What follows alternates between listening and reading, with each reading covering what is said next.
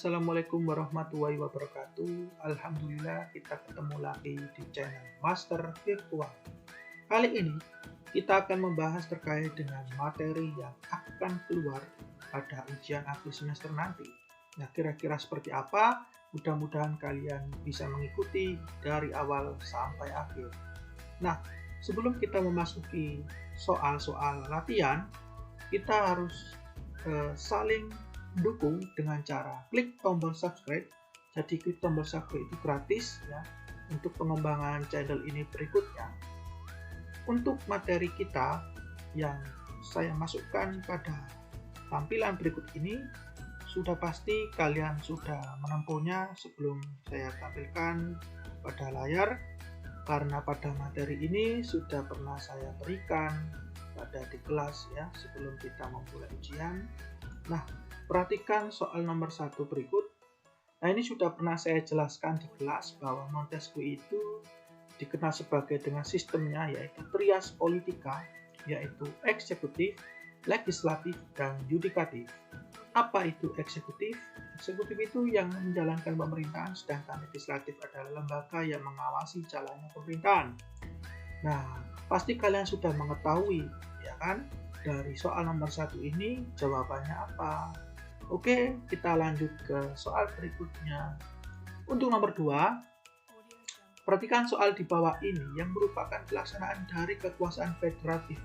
Menurut tokoh John Locke adalah, nah dari tokoh berikut untuk nomor 2, kalian hanya diminta untuk mencari, ya kan, dari option yang sudah disediakan ini, yang sesuai dengan pendapat John Locke itu yang mana? Nah, tentunya ini sangat mudah ya. Untuk nomor 3, kekuasaan untuk merubah dan menetapkan undang-undang dasar merupakan kewenangan dari lembaga kekuasaan. Nah, ini sudah saya singgung tadi di awal ya, bahwa ada 3 kekuasaan yang dikenal sebagai trias politika, eksekutif, legislatif, dan yudikatif. Nah, ini yang ditanyakan adalah yang menetapkan undang-undang dasar. Nah, sangat mudah sekali bukan? Kita lanjutkan pada nomor 4. Lembaga negara yang memiliki kewenangan untuk mengatur kestabilan nilai rupiah adalah, nah dari lembaga yang sudah jadi option di sini, tentu kalian pasti tahu lembaga mana yang berhak ya kan, yang menentukan kestabilan nilai rupiah itu. Nah, apakah A, B, C, D, atau E? Nah, ini soal yang sangat mudah sekali ya. Untuk nomor 5, kekuasaan untuk menyelenggarakan pemerintahan guna menegakkan hukum dan keadilan merupakan pelaksanaan dari kekuasaan. Nah, nomor 5 ini malah lebih mudah lagi, ya kan? Kalian masih ingat di awal tadi saya sampaikan bahwa hanya ada ya 3 sistem kekuasaan, eksekutif, legislatif, dan yudikatif. Nah, tentunya di sini sangat terlihat jawabannya untuk nomor 5, ya kan? Nomor 6, di bawah ini merupakan nilai-nilai yang terkandung dalam sila Pancasila, kecuali. Nah, ini dicari jawaban yang salah, karena di sini jelas ada kata kecuali, ya kan? Nilai keadilan itu sudah ada pada sila kelima, kemanusiaan sudah ada pada sila kedua, kerakyatan sudah ada pada sila keempat, dan ketuhanan tentu sila ke-1. Nah, pasti kalian sudah tahu yang mana nih jawaban untuk soal nomor 6. Oke, sangat mudah bukan? Kita lanjutkan pada soal berikutnya nomor 7. Di bawah ini merupakan sikap yang mencerminkan nilai persatuan dan kesatuan dalam penyelenggaraan negara, kecuali.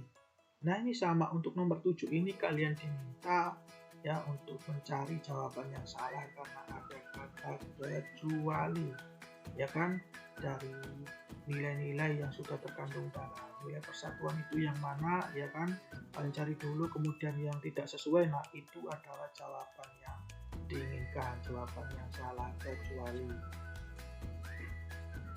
Nomor 8, dalam traktat Konferensi Hukum Laut Internasional, zona ekonomi eksklusif atau ZEE merupakan wilayah laut yang memiliki lebar, nah ini sudah sering saya bahas ya kan, berapa mil zona ekonomi eksklusif itu. Nah, ini sangat mudah sekali. Untuk nomor 9, wilayah yang menurut hukum internasional diakui sebagai wilayah kekuasaan suatu negara meskipun wilayah tersebut berada di wilayah negara lain adalah, nah tentu ini sangat mudah karena mengingat wilayah ini ya wilayah internasional, ya kan, diakui sebagai kekuasaan negara tapi berada di wilayah negara lain. Nah, wilayah apakah itu? Nah, mudah bukan? Untuk nomor 10, negara Indonesia merupakan negara yang terkenal dengan sebutan archipelago atau negara kepulauan terluas di dunia dengan jumlah pulau sebanyak, nah ini pasti kalian tahu kan? Berapa jumlah pulau yang ada di Indonesia ini. Ini kalian harus tahu sebagai generasi penerus bangsa, ya kan? Nomor 11, orang yang secara hukum diakui sebagai bagian dari anggota suatu negara disebut. Nah, ingat, kalau ini sudah ada kata bagian dari suatu negara, tentunya ini diakui secara sah berdasarkan Undang-Undang Dasar. Nah, sangat mudah bukan? Kita lanjut pada soal berikutnya. Untuk nomor 12, Duta Besar dan Konsul Negara Inggris yang berkedudukan di Ibu Kota Jakarta dan berdomisili secara bertahun-tahun di Indonesia dapat digolongkan sebagai, nah ingat ada kata kunci di sini, ya, Duta Konsul Negara Inggris yang berkedudukan di Ibu Kota Jakarta. Ini kategorinya sebagai apa? Nah, pasti kalian sudah mengetahuinya dengan mudah. Berikutnya, asas penetapan status kewarganegaraan yang didasarkan pada keturunan disebut. Nah, ini sudah pernah saya jelaskan bahwa hanya ada dua sistem kewarganegaraan ya di dunia ini. Yang pertama yaitu ius soli dan yang kedua adalah ius sanguinis. Apa itu ius soli? Ius soli itu asas kewarganegaraan berdasarkan tempat kelahiran. Sedangkan ius sanguinis itu asas kewarganegaraan berdasarkan ciri-ciri. Jadi harus dilihat dulu ciri-cirinya anak itu apakah sesuai dengan negara tersebut. Misalnya kulitnya putih, rambutnya lurus, ya, matanya sipit. Nah, seperti itu adalah asas kewarganegaraan berdasarkan sanguinis, keturunan. Ya kan? Sedangkan kalau ius soli berdasarkan tempat kelahirannya. Oke, sangat mudah bukan? Tinggal dipilih mana nih yang cocok. Ya. Untuk nomor 14, dalam hal penetapan status kewarganegaraan, Indonesia merupakan negara yang menerapkan asas. Nah, ini sudah saya singgung dulu bahwa di Indonesia itu anut isus apa? Selama anak itu lahir di Indonesia maka dia adalah orang Indonesia, ya kan? Asas apa pasti sudah sangat jelas sekali untuk nomor 14. Berikutnya untuk nomor 15. Ariana adalah seorang anak balita yang terlahir di negara Kanada yang menganut asas ius soli, dan ayah Ariana adalah seorang warga negara Brasil yang menganut asas ius soli, sedangkan ibu Ariana berstatus sebagai warga negara Belanda. Dalam kasus tersebut berlaku asas, nah ini sudah pernah saya jelaskan juga, bahwa orang itu bisa mendapatkan kewarganegaraan ganda, ada juga yang bisa kehilangan kewarganegaraannya, ya. Jadi kalau di kasus ini, ya ini Ariana ini mendapatkan kewarganegaraan ganda atau kehilangan. Nah, tinggal kalian membacanya baik-baik dan memilih option yang sudah ditetapkan mana yang cocok. Oke, sangat mudah. Berikutnya untuk nomor 16. Hak untuk menolak status kewarganegaraan disebut hak. Nah, hak apa nih? Ya, jadi di usia 18 tahun orang itu punya hak untuk memilih kewarganegaraan, tapi dia juga punya hak untuk menolak kewarganegaraan. Nah, ini yang ditanyakan adalah hak untuk menolak kewarganegaraan. Oke. Berikutnya adalah nomor 17. Di bawah ini yang merupakan faktor penyebab hilangnya status kewarganegaraan sebagai warga Indonesia adalah, nah, dari pilihan option ini pasti kalian sudah mengetahui, ya kan? Sangat mudah sekali, ya, mencari jawabannya. Ada faktor hilangnya status kewarganegaraan sebagai negara Indonesia. Oke. Untuk nomor 18, kasus pembantaian etnis Rohingya di Myanmar oleh kaum Buddha yang ditambah dengan sikap pemerintahan Myanmar yang cenderung acuh dan melakukan pemberian merupakan contoh perbuatan yang tidak sesuai dengan pasal. Nah, ini kalian hanya disuruh mencari pasalnya saja. Tinggal ya kalian baca Undang-Undang Dasar, ya pasal mana yang cocok dan sesuai dengan kasus yang terjadi di atas. Untuk nomor 19, lembaga yang dibentuk berdasarkan konstitusi atau undang-undang dasar untuk mencapai tujuan negara disebut sebagai lembaga. Nah, ini dari soal ini sangat jelas sekali ya, lembaga apa? Ayo, yang berhak ya membentuk berdasarkan konstitusi undang-undang dasar. Sangat jelas jawabannya. Kita lanjut pada soal berikutnya, nomor 20. Di bawah ini yang merupakan susunan dari lembaga negara Indonesia sebelum amandemen. Nah, ini nomor 20 ini harus dijawab secara urut ya. Kalian cari lembaga-lembaga yang sudah dibentuk tapi sebelum undang-undang dasar itu di amandemen. Ya, sebutkan secara urut mana di antara opsi yang sudah diberikan. Oke, untuk berikutnya nomor 21, lembaga suprastruktur politik yang menjalankan kekuasaan yudikatif di Indonesia adalah, nah ini sudah juga tadi di awal kita sudah membahasnya, ada 3 lembaga baik eksekutif, legislatif, dan yudikatif ya yang menjadi trias politika. Nah, ini kalian hanya memilih ya yang mana yang masuk dalam lembaga yudikatif ini ya kan, yang menjalankan kekuasaan di Indonesia. Tinggal kalian pilih sesuai opsi yang sudah diberikan. Lanjut pada nomor 22, lembaga politik yang dibentuk oleh masyarakat atas dasar kebebasan warga negara dalam berorganisasi merupakan pengertian dari lembaga. Nah, sangat mudah kan? Sudah ada ini jawabannya, sangat jelas sekali ya. Sangat mencolok, tinggal kalian pilih saja ya. Untuk nomor 23, perhatikan pernyataan di bawah ini. Nah, dari pernyataan di atas yang termasuk dalam lembaga infrastruktur politik. Nah, sudah ada pilihannya 1, 2, 3, 4, 5, 6. Kalian pilih mana yang masuk pada infrastruktur politik. Nah, nomor 24, menyatakan keadaan damai, perang, mengangkat duta besar atau konsul merupakan salah satu tugas dan wewenang Presiden sebagai kepala. Nah, kepala apa nih? Kalian sudah pernah saya beritahu bahwa Presiden itu di Indonesia selain sebagai kepala negara juga sebagai kepala pemerintahan, ya kan? Nah, pasti kalian sudah tahu apa jawabannya. Ya. Untuk nomor 25, lembaga MPR merupakan lembaga negara yang memiliki jumlah anggota sebanyak 692 yang terdiri dari lembaga. Nah, ini ayo pasti kalian sudah mengetahui. Nah, istilahnya ya sistemnya ini sistem 2 kamar, ya kan? Yang mana nih yang menjadi jawabannya? Itu sedikit trik dari saya. Berikutnya adalah nomor 26.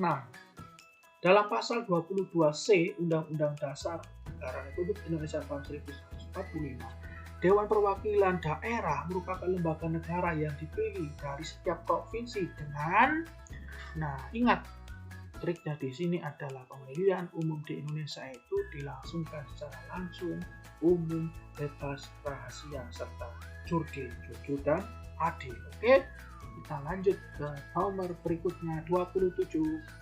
Lembaga negara yang memiliki tugas dan kewenangan untuk mengadili pada tingkat kasasi adalah, nah ini yang ditanyakan sangat jelas ya, lembaga yang mengadili pada tingkat kasasi, jangan sampai salah nih untuk menjawabnya. Nomor 28, lembaga negara yang bersifat mandiri dan berwenang untuk mengusulkan hakim agung, menjaga dan menegakkan kehormatan, martabat perilaku seorang hakim adalah, ini sangat jelas ya di sini ya, ada kata yang mengusulkan hakim agung. Tugas dari lembaga mana ini? Ini sangat jelas ya dari opsinya. Mudah-mudahan kalian tidak tertukar saat menjawab.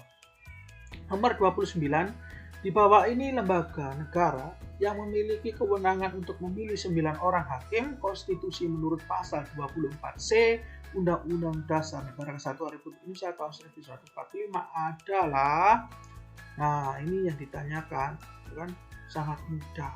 Lembaga yang memiliki kewenangan untuk memilih 9 hakim. Nah, ini lembaga mana nih dari A, B, C, D, E? Lanjut pada nomor 30. Di bawah ini merupakan pasal dalam Undang-Undang Dasar Negara Kesatuan Republik Indonesia tahun 1945 yang menjelaskan bahwa lembaga MPR bersidang sedikitnya sekali dalam 5 tahun tercantum dalam pasal. Nah, cara menjawab ini kalian harus membuka Undang-Undang Dasar 1945 dan cek ya, dari opsi-opsi ini mana yang cocok. Ya, sesuai dengan pernyataan yang ada pada soal nomor 30. Untuk nomor 31, lembaga negara yang memiliki kewenangan untuk mengajukan usul pemberhentian presiden dan wakil presiden ke MK adalah, nah ini sudah saya singgung tadi, ya kan? Ini terkait dengan fungsi trias politika antara eksekutif dan legislatif, di mana eksekutif adalah orang yang menjalankan pemerintahan, legislatif adalah lembaga yang mengawasi jalannya pemerintahan. Jadi seorang presiden adalah lembaga eksekutif dan DPR adalah lembaga legislatif. Oke, pasti kalian di sini sudah paham. Nah, apa ini jawabannya? Lanjut pada soal berikutnya untuk nomor 32. Penyelenggaraan urusan pemerintahan secara nasional yang berkedudukan di ibu kota negara adalah definisi dari, nah jadi hanya pengertian saja. Untuk nomor 32 ini lebih mudah lagi, ya kan? Selama kalian paham dan mengerti dari soal yang sudah saya sampaikan, pasti tahu jawabannya. Untuk nomor 33, di bawah ini yang merupakan hubungan antara lembaga MPR dan presiden adalah, nah ini yang ditanyakan adalah hubungannya ya, jadi jangan sampai tertukar. Hubungan MPR dan DPR ini apa nih? Nah, pasti kalian sudah sangat mengetahui karena sudah sering saya jelaskan di dalam pelajaran kita. Jadi ada sedikit pesan mutiara dari saya. Pendidikan adalah usaha sadar. Ya. Apapun hasilnya itu nyata untuk dirimu sendiri, bahkan menjadi saksi secara pengakuan akan keberadaan. Jadi anak-anakku, kalian ini jangan sampai patah semangat ketika untuk belajar. Ya, masa depan kalian tentukan oleh diri kalian sendiri. Ya, masa depan yang cerah tergantung pada diri kalian sendiri. Yakin bahwa ini adalah sebuah proses. Oke? Tetap semangat dan salam sehat. Lanjut untuk nomor berikutnya 34. Penyelenggara pemerintahan oleh pemerintahan daerah dan DPRD menurut asas otonom dan tugas pembantuan adalah definisi dari. Sama, untuk nomor 34 ini kalian hanya mencari pengertiannya saja. Jadi sangat mudah sekali. Untuk nomor 35, di bawah ini merupakan urusan dari pemerintahan pusat yang tidak bisa diwakilkan pada pemerintahan daerah. Kecuali, nah ingat ya ada kata kecuali. Jadi kalian harus mencari dulu jawaban yang benar. Nah yang salah itu yang diminta. Ya, itu triknya. Untuk nomor 36, di bawah ini merupakan kewenangan pemerintahan pusat di bidang justisi kecuali. Sama, yang nomor 36 ini kalian harus mencari jawabannya dulu dari opsi ini, jawaban yang benar. Kemudian yang diminta adalah jawaban yang salah, yang kecuali. Jadi kalian pilih mana yang bukan. Berikutnya untuk nomor 37, hak wewenang dan kewajiban daerah untuk mengatur dan mengurus sendiri urusan pemerintahannya sesuai dengan kepentingan masyarakat setempat, sesuai dengan undang-undang disebut. Nah ini juga pengertian, ya kan? Jadi sangat mudah sekali untuk nomor 37 ini, mudah-mudahan kalian bisa ya. Untuk nomor 38, dasar hukum penyelenggaraan otonom daerah di Indonesia. Nah, dasar penyelenggaraan otonomi. Nah ini sudah pernah saya singgung nih, kalau tadi kan ditanyakan, ya kan? Hak dan kewajiban daerah untuk mengatur dan mengurus sendiri. Nah itu apa? Nah di sini ada hubungan nih dengan nomor 38 dan kalian harus cari undang-undang nomor berapa dan tahun berapa yang mengatur. Oke, sudah saya beri trik untuk menjawabnya. Untuk nomor 39, nah ini saya kasih bonus nih bagi kalian yang sudah mengikuti dari awal sampai akhir. Ya, untuk nomor 39, penyerahan wewenang dan pemerintahan pusat kepada pemerintah daerah otonom untuk mengatur dan mengurus sendiri pemerintahan yang merupakan pelaksanaan dari asas desentralisasi. Ya, jadi desentralisasi itu pembagian kekuasaan, ya penyelenggaraan wewenang dari pemerintahan pusat kepada pemerintah daerah untuk mengembangkan potensi daerahnya masing-masing. Ya, untuk nomor 40, ya, dari pernyataan di atas yang merupakan kewenangan dari urusan pemerintah daerah, kabupaten atau kota ditunjukkan pada nomor. Nah ini sangat mudah. Dari opsi 1, 2, 3, 4, dan 5, kalian hanya memilih saja mana ini yang sesuai. Oke? Sangat mudah bukan? Mudah-mudahan kalian bisa sukses dan menjawabnya dengan benar semua. Untuk kali ini cukup pertemuan kita ya. Jadi untuk membahas materi-materi yang akan keluar. Dan mudah-mudahan kalian lancar dan sukses. Dan jangan lupa untuk pengembangan channel, beri klik dan subscribe. Ya. Klik tombol subscribe itu gratis, jadi tidak ada pungutan biaya. Yang jelas untuk mengembangkan akun ini jauh lebih berkembang lagi. Terima kasih. Saya ucapkan Assalamualaikum warahmatullahi wabarakatuh.